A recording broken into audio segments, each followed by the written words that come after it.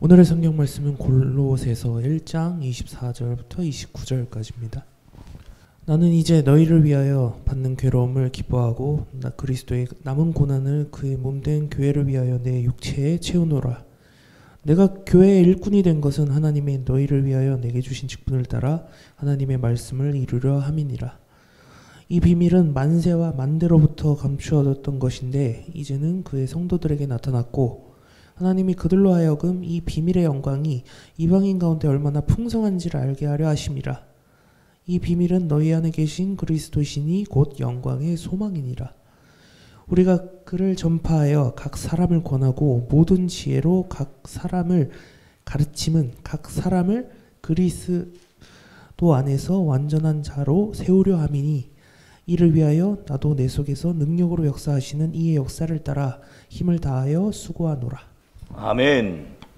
우리는 모두 그리스도인입니다. 여러분 동의하십니까? 그냥 그리스도인이 아니고 성숙한 그리스도인이어야 합니다. 성숙한 그리스도인들은 예수님의 피로 사신 교회를 사랑합니다. 그리스도인은 교회를 사랑하는 사람들이죠. 그 사랑의 방법들은 다 다양합니다. 그런데 공통점은 그 사랑의 마음은 다 크다는 것이죠. 여러분은 어떤 방법으로 교회를 사랑하고 있는지 한번 묻고 싶습니다. 우리가 이 부분에서 교회를 먼저 살펴봐야 합니다. 교회는 교회를 세워야지 그래서 세워지는 것이 아닙니다. 교회는 근본적으로 본질적으로 주님의 교회예요. 교회는 어느 목사의 교회, 어느 누구의 교회가 될 수가 없습니다. 교회는 본질이 그래요. 그래서 우리가 아는 대로 마태복음 16장에 예수님께서 가이사랴 지방에 가셔서 그곳에서 기도하러 가셔서 그곳에서 제자들에게 묻잖아요. 야, 사람들이 나를 누구라고 하느냐? 그러니까 사람들이 누구라고 하는지를 이야기한 거죠. 어떤 사람은 예수님 엘리야 선지자라고 그럽니다. 또 어떤 사람은 세례 요한이라고도 하더라고요. 그러면 너희는 그럼 날 누구라고 하느냐 그랬더니 아무도 대답을 안 하고 있었죠. 그때 베드로가 게바가 뭐라 그래요? 주는 그리스도시요 살아계신 하나님의 아들입니다. 여러분 여기서 우리가 가장 중요하게 여겨야 될 것이 그럼 다른 사람들은 왜 그리스도라고 예수님을 그리스도라는 거는 기름 부음 받은 자예요. 기름 부음 받을 수 있는 사람은 왕이나 제사장이었거든요. 그러니까 왕이십니다. 제사장이십니다. 이런 얘기죠. 그런데 왜 다른 사람들은 무리들은 예수님에 대해서 그렇게 그리스도라고 말을 안 하고 하나님의 아들이라고 얘기 안 하고 굳이 베드로만 그렇게 고백했을까요? 이게 중요합니다. 이게 교회의 본질에 너무도 중요한 부분입니다. 왜 그랬냐면 베드로는 예수님을 경험했어요. 알았어요. 예수님이 어떤 분인지를 같이 다녀보고 또 말씀을 들어보니 예수님이 어떤 분인지 저분은 그리스도시구나. 저분은 하나님의 아들이시구나를 알았어요. 경험해서 안 거와 귀로 들어서 안 거. 이 누구죠? 그 무리들은 예수님을 경험하지 못했어요. 그냥 귀로 들었어요. 그랬대. 글쎄, 그랬대. 안진뱅이를 일으켰대. 그래. 눈먼 자를 눈뜨게 했대. 이렇게 귀로 아는 것, 소문으로 들어 아는 것과 내가 직접 경험한 것은 너무도 차이가 큽니다. 여러분이 예수님을 그리스도로 하나님의 아들로 그렇게 고백을 하시려면 여러분 또한 예수님을 경험하지 않으면 그 고백이 나올 수가 없어요. 그분 그냥 선지자 중에 한 분이야. 엘리야 선지자 같은 분이셔. 세례 요한 같은 분이셔. 라고밖에 말을 할 수가 없죠. 그러면 문제는 그 고백, 그 신앙 고백에는 교회가 세워질 수가 없어요. 그 정도로는 교회를 세울 수가 없습니다. 이 굉장히 중요한 부분이에요. 우리를 교회로 부르셨거든요. 본질적으로는 그리스도의 몸이에요. 교회는. 그리고 그리스도의 몸 중에도 교회의 머리라 그랬어요. 예수님이. 그래서 우리는 각 교회를 이루는 지체예요.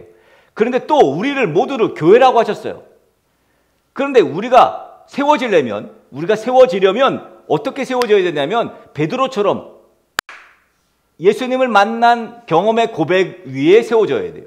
만약에 예수님을 만난 고백이 없다. 우리가 예수님을 경험한 경험이 없다. 그러면 우리는 세워질 수가 없어요. 다시 말하면 성숙한 그리스도인이 될 수가 없어요. 그냥 교인, 종교인 정도 될 수 있습니다.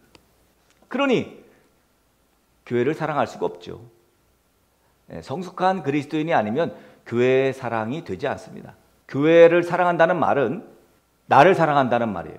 너를 사랑한다는 말이에요. 우리를 사랑한다는 말이에요. 여러분, 세상 사람들이요, 나 사랑 안 하는 사람이 굉장히 많습니다. 너는 사랑하는데 나를 사랑하지 않아요. 그래서 생명을 포기하는 사람이 있어요. 이건 나를 사랑하지 않는 거예요. 내가 교회의 힘을 모르는 거지. 왜? 그리스도를 만나지 못하고 그분을 하나님의 아들로 신앙 고백하지 못하기 때문이에요. 세워지지 못하는 거죠. 오늘 성경에 교회를 사랑했던 많은 인물 중에 아마 가장 교회를 사랑했던 으뜸은 사도 바울일 거예요. 사도 바울이 지금 오늘 본문에서 골로새 교회에 편지를 쓰고 있습니다. 사실 이 골로새 교회를 우리가 좀 봐야 되는데요. 이 사도 바울이 지금 쓰고 있는 이 골로새 교회에게 편지 쓰고 있는 지금 이 상황은 갇혀 있는 상황이에요. 뭐 옥에 갇힌 건 아닙니다. 이건 지금 이제 그러니까 공관에 못 움직이게 가택연금이라고 하죠. 그렇게 돼 있는 상황이에요. 그러니까 골로새 교회는 에바브라를 통해서 하나님이 세워진 교회거든요. 그런데 에바브라를 통해서 골로새 교회의 안타까운 이야기를 들었습니다. 그 안타까움이 뭐냐면 이 골로새 교회가 이단들이 들어온 거예요. 이단들이. 그래서 교회가 힘들어졌다는 이야기를 듣고 지금 일면식도 없는 골로새 교회 교인들에게 사도 바울이 편지를 쓰는 거예요. 지금 골로새 교회에게. 이 골로새서가 바로 그런 내용입니다. 골로새 교회가 있는 이 골로새 도시, 여기가 어떤 데냐면 에베소에서 약 동쪽으로 내륙으로 약 160km 정도에 위치한 지정학적으로 그런 곳입니다. BC 222년 헬라 제국의 알렉산더 대왕이 죽어요. 그러고 난 다음에 알렉산더 대왕의 그 휘하의 장수였던 안티오쿠스 3세가 이 골로새를 통치하게 됩니다. 여기에 수많은 유대인 가족들을 골로새의 이 안티오쿠스 3세가 이주를 시켜서 여기에 수많은 유대인 가족들이 여기에 이주해 살았어요. 그 후에 소아시아 남서쪽에 리쿠스 강을 통과하는 무역로가 건설되게 되어서 그때부터 이 골로새는 상업도시로 자리를 잡게 됩니다.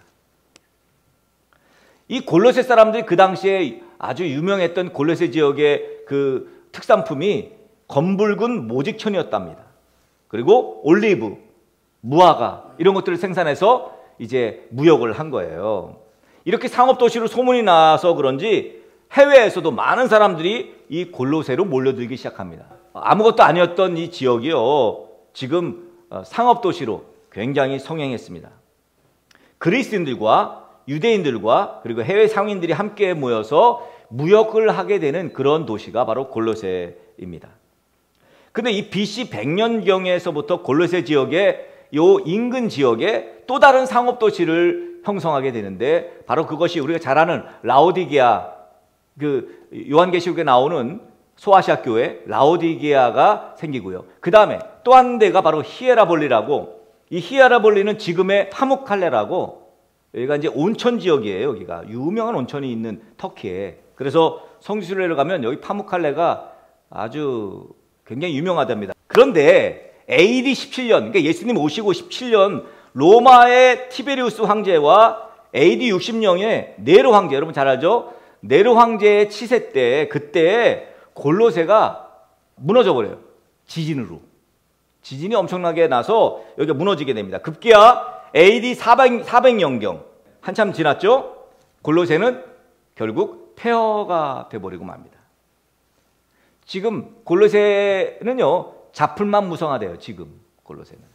어쨌든 지금 사도 바울 이 당시에, 지금 사도 바울의 골로새에 편지 쓸 당시에는 굉장히 성행했던, 여기 로마 통치 시대 아닙니까? 지금 이때는. 그러니까 골로새가 막 상업 무역으로 막 그렇게 성행했을 그 당시예요.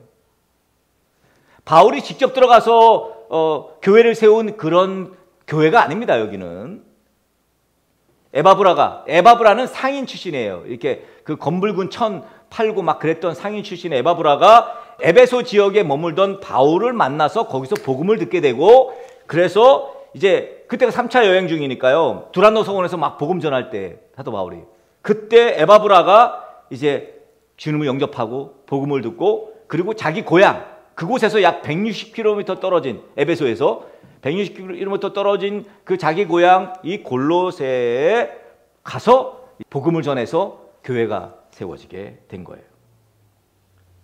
특별히 빌레몬에게 이제 복음을 전해서 세워진 교회가 바로 이 골로새 교회입니다. 에바브라는 그 인근의 라오디게아와 그리고 히에라볼리 지역에도 교회를 세웠다 그래요. 그런데 이 골로새 교회에 지금 문제가 생긴 거예요. 인간이 있는 곳, 여러분 그렇게 생각하시면 돼요. 인간이 있는 곳은 다 문제가 있다. 강아지들만 모여놓으면 문제 없어요. 없습니다. 근데 인간이 모였다. 그럼 문제가 있는 거예요. 인간이 모이면 문제가 없을 수가 없어요. 그 문제가 경중의 차는 있습니다만 문제가 있습니다. 자, 어떤 문제가 생겼냐면 이 골로새는 혼합주의. 우리나라도 이제 이 부분에 자유롭지 못합니다. 샤머니즘하고 기독교하고 짬뽕된 그런 혼합주의 형태가 많이 있어요. 근데 여기 지금 골로새 교회에 그런 문제가 있었던 거죠. 또 여기 지금 그리스, 히랍, 여기가 이제 아무래도 그리스의 영향을 많이 받으니까요. 그러니까 그리스의 그 신 아시죠, 여러분? 뭐 제우스라든지 뭐 이런 신적인 영향을 또 많이 받은 거죠. 헬라 철학 여러분 아시죠? 이원론 사상 엄청나죠. 거기다가 유대인들은 무조건 할례를 받아야 된다는 거야. 그래야지 구원받는다는 거예요. 또 절기를 무조건 지켜야 돼. 뭐 이런 사상들. 또 율법주의 문제. 율법주의 아시죠? 또 하나 황제를 숭배하는 사상.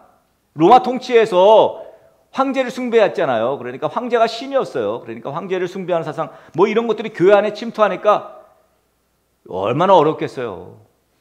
그때는 초대교회라 아직까지 형성된 어떤 뭐 교리와 장정도 없을 뿐더러, 그죠? 그렇기 때문에 다 목소리 큰 사람이 이기는 거예요. 할례를 받아야 됩니다. 막 이러면서 막 그랬겠죠. 그래서 골로새 교회의 창립 멤버인 이 에바브라가 지금 로마의 그 셋집에 이제 가택 연금된 사도 바울에게 이 골로새 교회의 형편을 알리니까 곧바로 사도 바울이 펜을 가지고 와서 골로새 교회 성도들에게 편지를 쓴 거예요. 그게 바로 오늘 골로새서입니다. 성도들의 영적인 혼합주의와 이단을 경계하도록 써내려간 거예요. 그래서 골로새 1장 1절부터 14절까지는 이제 감사 인사를 하는 거예요. 여러분들이 이렇게 믿음을 지켜와서 골로새 교회를 세우고 이렇게 튼튼하게 세워 있으니 너무 감사합니다. 여러분을 만나본 적이 없지만 여러분들이 하늘에 소망을 두고 지금까지 믿음과 사랑의 삶을 지금 살고 있다는 것에 대해서 내가 너무 감사하다는 고백을 하고요. 그리고 15절부터 23절까지는 내가 누군지 그리고 예수님이 누군지에 대해 설명합니다. 예수님은 창조주시다. 또 예수님은 교회의 머리시고 또 근본이시다. 골로새 교회에 침투한 이단들 때문에 예수 그리스도가 누구신지 지금 다시 조명하고 있는 거예요. 이단이 들어오면, 이단 사상이 들어오면 본질로 가야 돼요.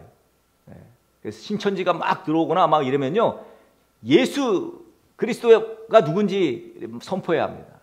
그래서 이 부분에 대해서 사도 바울은 강력하게 드러냅니다. 그 다음에 이제 그 다음부터 24절부터 오늘 우리가 읽은 우리 이래 형제가 읽은 24절부터 이제 교회론을 분명하게 선포합니다. 그리스도인은 교회론이 분명해야 합니다. 교회를 세우시는 분은 예수님이시고 그 교회의 주인도 예수님이에요. 이게 교회론이에요. 교회를 세우는 분이 예수님이라고요. 그리고 그 주인, 교회의 주인도 예수님이에요. 여러분 이게 흩어지면 안 돼요. 내가 등대교회 내가 주인이야. 목사님이 등대교회 주인이니까 목사님이 책임지세요. 저도 주인 아니고 여러분도 주인 아니에요. 이 교회는 예수님이 주인이에요. 이게 우리 교회론의 가장 기초적이고 그리고 가장 기본적이고 근본적이고 본질적이라는 거죠. 교회론에. 그래서 마태복음 16장 8절에 뭐라 그랬어요? 18절에 또 내가 내게 이르노니 너는 베드로라. 내가 이 반석 위에 내 교회를 세우리니 음부의 권세가 이기지 못하리라. 예수님 분명히 내 교회라 그랬어요. 내가 이 반석 위에 네 교회를 세우리니 아니에요. 내 교회, 예수님의 교회예요. 또 에베소서 1장 23절에 교회는 그의 몸이니 만물 안에서 만물을 충만케 하시는 자의 충만이니라. 그렇습니다. 교회는 예수 그리스도의 몸이에요. 그러니까 예수님을 사랑한다고 하면서 예수님의 몸인 교회를 사랑하지 않는다는 것은 말이 안 되는 거죠. 아니 예수님은 나는 예수님을 사랑해요. 그런데 예수님의 몸이라는 교회는 내가 사랑하지 않아요. 이건 성립이 안 돼요. 아니 내가 백미란을 사랑하는데 백미란의 손, 발, 콩팥 이런 건 안 사랑해요? 자, 교회는 예수님의 몸이에요. 당연히 예수님 대하듯 교회를 대해야 돼요. 자, 여기에는 예배당 건물도 포함돼요. 여러분, 본질적으로 교회는 예배당 건물을 칭하는 개념은 아닙니다. 그렇지만 예배당 건물이 교회가 아니라고 말할 수는 없어요. 왜? 그것은 교회가 무슨 일을 하는지를 보면은 예배당 건물에 대해서 우리도 교회라고 말할 수밖에 없습니다. 교회란 곳은 예배하는 곳이고, 네?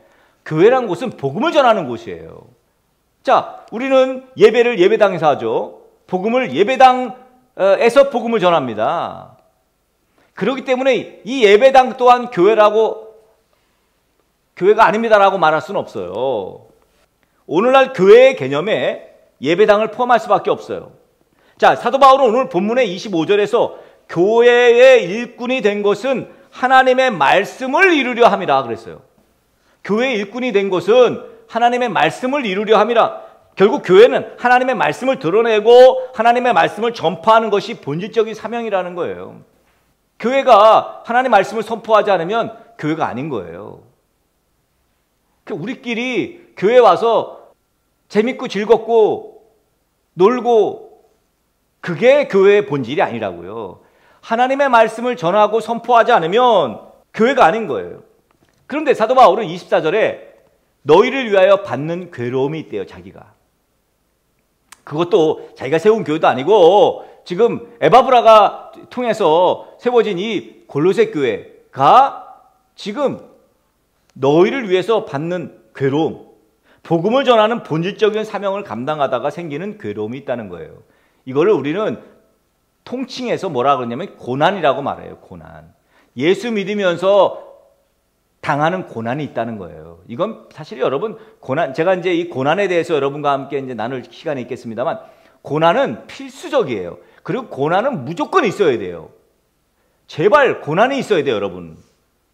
이 말이 좀 여러분에게 어떻게 들릴지 모르겠습니다만 고난은 유익해. 우리에게 너무 유익해요. 그리고 고난이 없을 수가 없어. 그러니까 받아들여야 돼요. 내 숙명이러니, 내 운명이러니. 예수 믿는 사람에겐 누구나 다 고난이 있습니다. 근데 그 고난을 대하는 태도가 다 달라요. 오늘 사도 바울은 그 괴로움 속에도 기뻐한다 그랬어요. 그 고난 속에서도 기뻐한다. 여러분 사도 바울이 왜 그랬겠습니까? 로마서 8장에 가면 사도 바울이 왜 그랬는지가 나와요. 우리는 그리스도와 함께 하나님의 공동 상속자입니다. 이렇게 말해요. 사도 바울이. 예수 그리스도와 함께 공동 상속자래요. 무슨 하늘나라의 공동 상속자라는 거지. 이 개념이 얼마나 중요한지 아십니까? 감히 예수님과 우리가 동격이라고? 동격이에요. 상속자의 동격이라고. 자, 그래서 사도 바울이 말하는 건 뭐예요? 그리스도께서 누리시는 영광에 참여하기 위해 그분이 겪으신 고난에도 나는 참여한다. 그 십자가의 고난에도 나도 참여한다. 왜? 그분이 누리는 영광에 내가 참여해야 되기 때문에. 그러면서 우리가 지금 당하는 현재의 고난은 장차 우리에게 나타날 영광과 비교하면 비할 바가 없다. 비할 수가 없다. 아무것도 아니다라고 말을 해요. 장차 우리에게 닥칠 영광, 나타날 영광, 장차 우리에게 미래적으로 오게 될 영광에 비하면 지금 당하는 고난은 조족지혈이라고요. 지금은 죽겠고 그냥 포기하고 싶고 너무 힘들고 그런데 이 예수를 믿으면서 당하는 이 고난 때문에 결국은 저 하늘나라는 상상 이상이거든요. 뭐라고 표현할 수가 없어요. 그러니 그 영광에 비교하면 아무것도 아니라는 거예요. 그래서 우리는 교회를 위해 과감히 희생을 선택하는 거예요. 희생을. 대부분은 교회를 사랑하는 표현으로 하는 대부분의 것은요, 희생이에요. 희생을 합니다. 여러분 가만 보세요. 여러분이 교회를 사랑하는데 내가 교회를 사랑하는데 뭘 할까? 그러면 그 보통은 대부분 희생을 해요. 시간을 희생하든지 물질을 희생하든지 재능을 희생하든지, 그죠? 대부분 불편을 희생해요. 불편함을 희생해요. 그 제가 늘 하는 얘기인데 왜 우리 교회는 의사들, 변호사들, 뭐 판사들 이런 사람이 없을까? 안산에 그런 사람들이 안 사나? 지금 우리가 희생하는 거 이거요, 진짜 앞으로 나타날, 우리가 이제 그걸 보는 거죠. 사도 바울처럼 이제 개인적인 종말들이 다 올 텐데 그거는 뭐 나이 따라 오지 않습니다. 개인적인 종말은 다 달려와요. 자, 그때 이제 그 영광, 정말 개인적인 종말 맞이하고 난 다음에 저 하늘나라에서 누리게 될 그 영광, 야, 내가 그때 희생하고 고난 참고 잘했지. 아마 그렇게 여러분이 해석하게 될 것입니다. 그리고 교회는 힘을 다해 수고하는 일꾼이 필수적입니다. 내가 교회의 일꾼 된 것은 하나님이 너희를 위하여 내게 주신 직분을 따라 하나님의 말씀을 이루려 함이니라. 일꾼이 필요합니다. 하나님을 예배하는 공동체예요. 복음을 전하는 공동체이기 때문에 아니 예배자가 필요하고 또 복음을 전할 사람이 필요하죠. 일꾼이 필수적입니다. 그래서 저는 좀 욕심이 있는 사람이에요. 제가 좀 욕심이 많아요. 특히 그 사람 욕심이 좀 많아요, 제가. 그게 줄어들질 않아요. 그래서 저는 지금도 꿈꿉니다. 제가 늘 말씀드리면 저희 교회 전도사님, 이렇게 다음 세대 사역할 전도사님, 그리고 이제 예배팀, 저는 늘 예배 인도자죠. 그러니까 쉽게 말하면 예배를 하나님의 은혜 가운데 머물도록 인도해주는 인도자들. 뭐 그게 보컬이든 연주자든 또는 뭐 영상 음향팀이든 하여튼 요렇게 예배를 풍성하게 오직 하나님만 예배할 수 있게 만드는 환경 조성가들, 거기에 대한 그 욕심이 있어요, 제가. 근데 중요한 것은 여러분은 모두 다 일꾼이에요. 무엇을 할 것이냐? 이게 이제 가장 오늘 말씀의 포인트입니다. 그럼 나는 교회를 사랑하는데 어떻게 할 것이냐는 거예요. 무엇을 할 거냐는 거예요. 여러분 예수님 사랑하시잖아요. 여러분들이 예수님의 몸인 교회를 사랑해야 돼요. 그 사랑의 방법들은 다 다릅니다. 마치 은사가 다 다르든 말입니다. 물질로 교회를 사랑하는 사람이 있고, 근데 물질이 많아서 교회를 물질로 사랑하지는 않더라고요. 또 재능으로 교회를 사랑하죠. 또 어떤 사람은 기도로 교회를 사랑합니다. 이 기도, 우리 기도대장 있잖아요. 기도로 교회를 사랑하는 사람. 또 어떤 사람은 몸으로 사랑합니다. 몸으로 사랑한다는 게 뭐예요? 뭐 그냥 청소하고 꾸미고 뭐 그러면서 교회를 사랑하죠. 여러분 과감히 사랑하는 방법을 찾으셔서 내가 기도로 사랑하든 복음 전하는 거를 사랑하든 재능으로 사랑하든 우리 교회를 사랑하는, 그래서 막 싸움이 일어나는 거예요. 목사님 우리 아프리카에 우리 월 1,000,000원씩 보냅시다. 막. 아니 무슨 소리냐고, 지금 월 1,000,000원이 말이 되냐고, 2,000원 보내야지, 뭐 이런 걸로 싸우는 우리 그런 하나님 기뻐하시는 우리 주님의 교회 되었으면 좋겠습니다.